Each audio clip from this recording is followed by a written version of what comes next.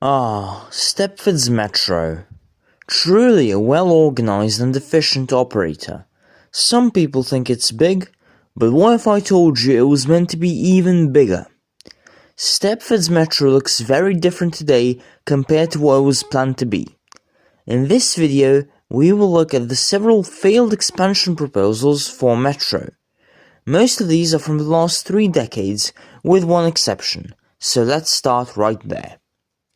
The Stepford Metro was officially formed in 1927, precisely 99 years ago, to better connect the growing population of Stepford City.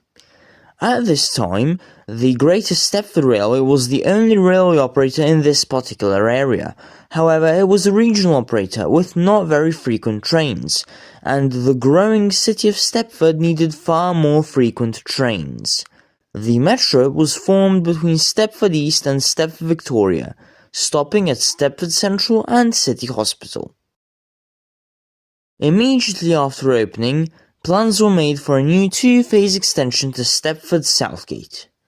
Southgate wasn't well served by rail, so there was a high demand to tap into. The first phase would have involved an extension from Stepford Victoria to Stepford Southgate, and the second phase would have made it into a loop that connected back at St Helens Bridge. In the olden days, there weren't that many buildings in Southgate at all, so there was enough area to create an above-ground right-of-way, and they didn't have to mess around with any tunnels. This project was fully bankrolled by the government, and planning and designing was mostly finished by early 1929. The construction was projected to start in early 1930. However, something else happened in 1929. In the United States, the stock market collapsed, and soon after, the economy collapsed. By early 1930, just as the workers had started to dig, this depression spread to the world. The effects could be wildly seen, especially in Germany.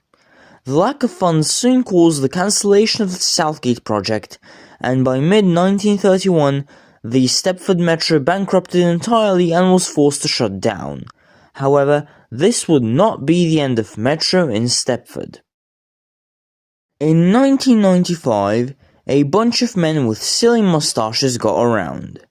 Stepford had a severe traffic problem, and the Connect local lines were clogged and overcrowded. They needed to figure out a solution. Their idea?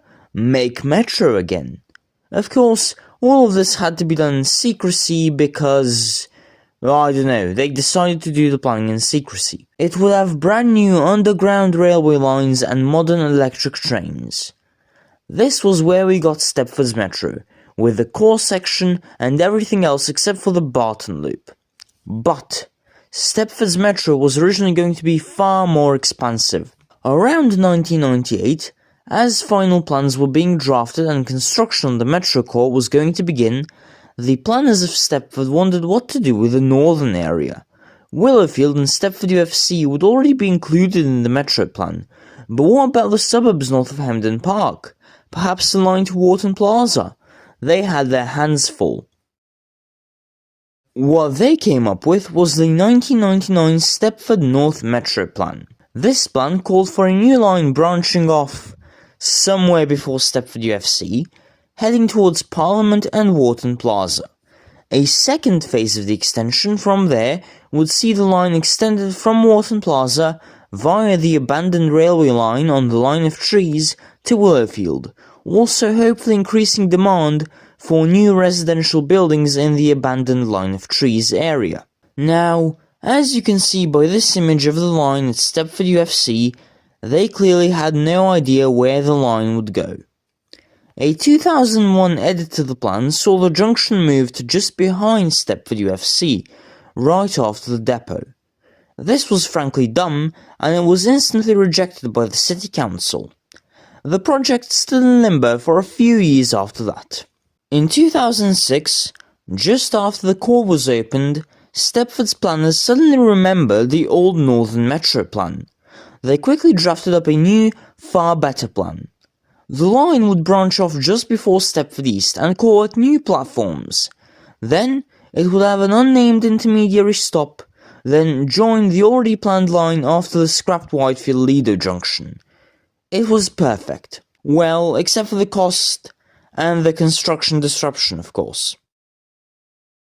Transport for Stepford decided to go along with the plan anyways, and in 2007, funds and contractors were secured to actually build the line, starting construction in spring 2008 in the Hemden Park area. But hold on!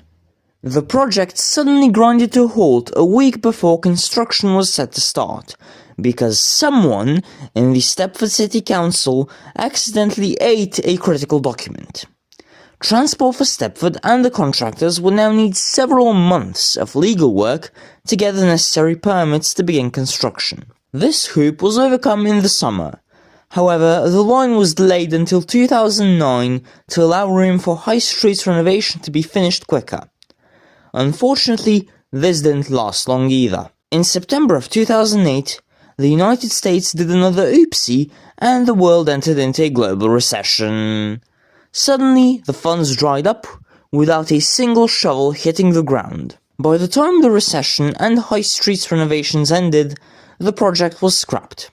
Suddenly, no one in the area was excited, and instead they just switched to using buses. Transport for Stepford also had to divert funds to two new projects, the under-construction Barton Loop and a new line just south of the main line.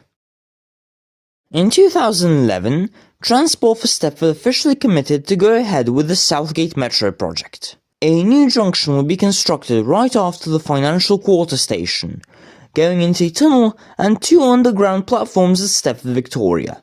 The line would continue fully underground through Stepford University into Stepford Southgate, before emerging back above the ground to make a stop at Old Harrow and connect somewhere near the existing St Helens Bridge junction. That final junction wasn't very well planned, however it wasn't necessary, as Phase 1 would only include the line up to Stepford Southgate. The plans were drafted, the funds were given, an optimistic deadline of summer 2016 was set, and construction began in March of 2012. Little did they know what they got themselves into. The entirety of 2012 was dedicated to preparation works about 500 meters down the line from Stepford, Victoria. They cut a giant 10-meter deep hole in the ground in a park and placed two tunnel boring machines into it in November. The idea was to use the TBMs to bore the tunnel to Stepford Southgate, park the machines after the end of the station, and then hand-dig the Stepford Victoria to Financial Quarter tunnel. The TBMs was supposed to take a year. However, from the start they were plagued with severe vibration concerns. The main issue was that they were passing relatively close to various bits of piping infrastructure and even some underground tunnels, underground electric cables and more. Regardless, by March 2013, Transport for Stepford officially secured all of the land buyouts and all of the funds for the project, and the tunnel boring began. The machines had to work at half of their operating speed due to severe vibration concerns, however, they started going. Preparation works also started on the junction and underground tunnel before Stepford Victoria, with a mini construction site opening up to set up the tunnel entrance portal. The Victoria Tunnel was short-lived. Budget cuts forced the project to rethink its already humble ambitions in August. The tunnel would be single-tracked, and would only be used for ECS trains, with an entirely separate metro line running from Victoria Underground to Stepford Southgate. It's as stupid as it sounds, but hey, it got approval.